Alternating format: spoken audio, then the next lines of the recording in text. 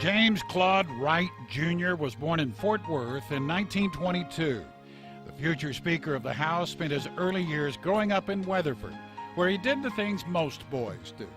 Played with dogs, rode horses, drove fast cars, and sometimes got into mischief. Jim and two of his prank-oriented buddies pulled a trick on my dad one Sunday by putting a dead mouse in his pulpit.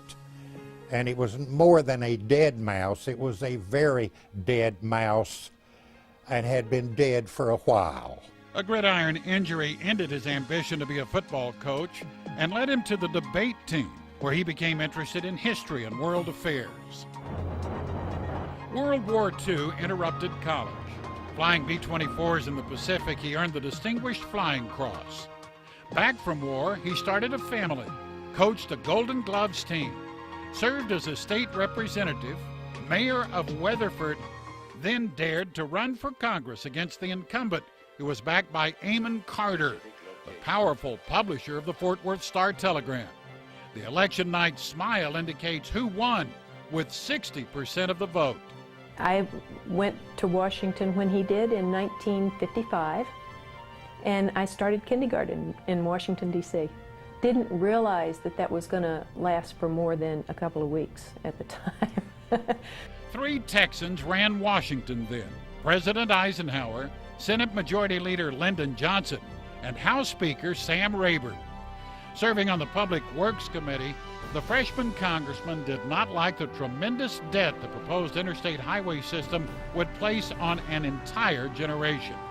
The $35 billion project was supposed to be paid for with bonds. Instead, Wright suggested a 4-cent gasoline tax and told the president, "Let's find another way to pay it. Why don't we pay as we go?" And he said, "Well, that seemed like a good idea. Why don't you go back in Congress and let's sell this?" And that's what he did. It was just the beginning of a career of leadership and service which consumed him nearly 24/7 for the next 34 years. Well, when he came back to Texas is when he would really work. Because he never had enough time, never, for all of his constituents. He wanted to know the people that he represented and be with them. And I think he wanted to help everybody. And he felt bad if he couldn't get to see somebody for some reason. His efforts to secure a General Dynamics bid for the F-111 aircraft rescued Fort Worth from financial ruin. And so it was a matter of economic life or death for us. And the president had seen fit to bring the contracts here to our region, and we wanted to show our appreciation. And so on the last day of his life, John F. Kennedy sang his praises in his last public speech at the Hotel Texas in Fort Worth. I'm glad to be here in Jim Wright City.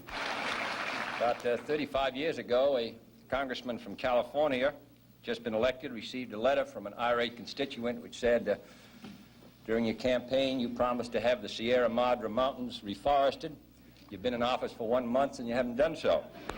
Well, no one in Fort Worth has been that unreasonable, but in some ways he has had the Sierra Madre Mountains reforested. And here in Fort Worth, he's contributed to its growth. He speaks for Fort Worth, and he speaks for the country. And I don't know any city that's better represented in the Congress of the United States than Fort Worth.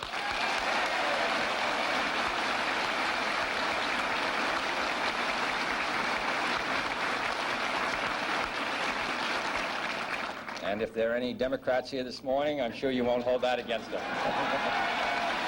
Hours later, Jim Wright would be outside Parkland Hospital when he got the news that the president was dead. He just admired John Kennedy so much. Lyndon Johnson, he admired Lyndon Johnson. Jimmy Carter, he respected Clinton. He thought this country was doing so well under Clinton. And he respected Republican presidents as well, though he might not always agree with them. Well, of course he didn't agree with some of the policies of Nixon's administration, but he always respected him as president. I remember him telling me, you know, you can disagree, but disagree harmoniously, he said, because that's the president of our country. And he practiced what he preached, even though he tangled with Ronald Reagan over the budget and Central America. Ronald Reagan was every inch a patriot, and he would be a happy warrior who often subdued his rivals with a cheerful disposition, a sparkling personality, and a winsome sense of humor. Well, I think the Budget Committee had... In 1976, Jim Wright was elected Majority Leader after serving more than 2 decades in Congress. 6 years later, some were suggesting he might move down the street. And at this time, I'd like to introduce to you the person I think that should be our next president in 1984, Jim Wright. Thank you very much.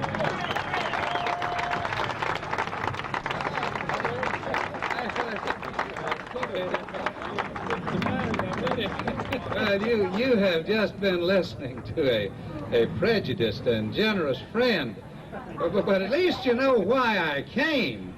Becoming president wasn't in the cards, but Tip O'Neill announced his retirement in 1986, putting Jim Wright in line to become Speaker of the House on January 6, 1987. I just remember him as he's one of the better speakers that ever came along. If Jim took the floor, people listened.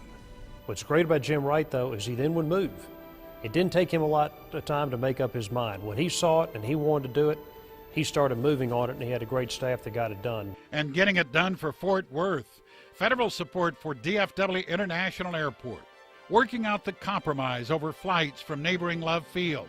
The renovation of the Fort Worth stockyards, transforming it into a popular tourist attraction, and the list goes on and on. He was heavily involved with us in the background of the currency plant. He was heavily involved in us in the airport out of Alliance, which is now one of the anchors of this country, of this city's tax base. I have never been more excited about the future of Fort Worth and North Texas than I am right now at this very moment. And so what Jim Wright saw was an opportunity to use this airport, turn it into an industrial airport, and he knew speed was important. So as the Speaker, he could make sure this project was built quickly, that it was built right, and without his ability to move this airport through the system, I doubt it ever would have gotten done, and it certainly wouldn't be as successful it is today. Jim Wright's name was on part of the loop that runs around 820 around the city. So yes, there's all sorts of things that people went to him for, and he delivered. I think it is fair to say that Jim Wright is the best friend Fort Worth ever had. If you ask me to summarize Jim Wright's splendid life, I would give you 2 words that I've thought of as summarizing his life, and they're intertwined: leadership and service.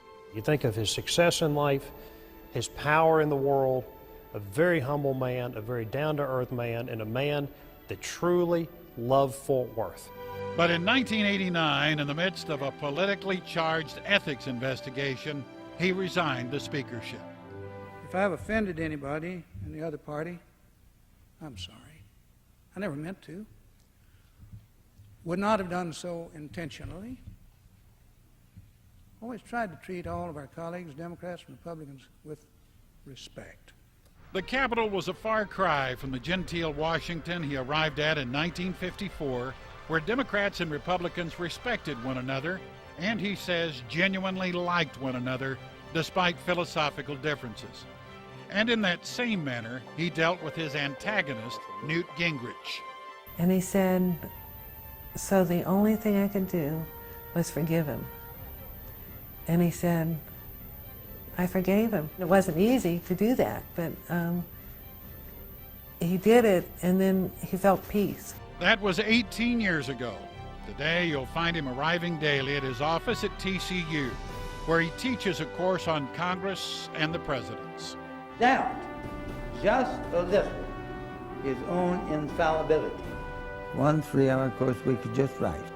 I don't teach in the spring because I don't want to burn out. I have the idea that if I ever got bored with my lectures, it's the same as the students would do. Having survived a bout with cancer, the former speaker enjoys his wife, children, grandchildren, and great-grandchildren, and is grateful for the life he's been given. I got to do in life what I really wanted to do, And so, Wendy, that's the definition of a lucky man.